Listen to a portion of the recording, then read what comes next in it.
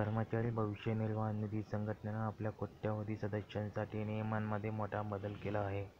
या अंतर्गत आता जर EFO सदस्याने नोकरी बदलली तर त्याची PF रक्कम आपोआप नवीन कंपनीकडे ट्रान्स्फर केली जाईल. यासाठी सदस्याला अर्ज करण्याची गरज नाही. हा नवा नियम लागू करण्यात आला आहे.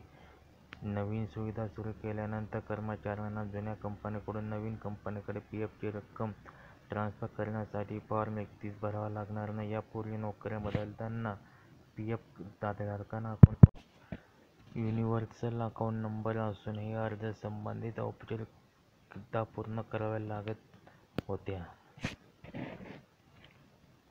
या अंतर्गत एक विशेष फॉर्म 31 भरून सबमिट करावा लागत होता. त्यानंतर काही दिवसांत जी रक्कम नव्या कंपनीकडे ट्रान्स्फर करण्यात येत होती. नवीन प्रणालीमध्ये अनेक औपचारिकता पूर्ण करण्यापासून दिलासा मिळणार आहे.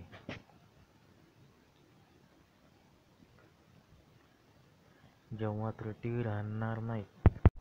जेव्हा एखादा कर्मचारी नोकरी बदलतो तेव्हा नवीन कंपनी त्याचा UAN मध्ये जोडली जाते. त्याला EPFOच्या वेबसाईटवर जाऊन जुनं PF खातं नवीन खात्याशी लिंक करावं लागत होतं.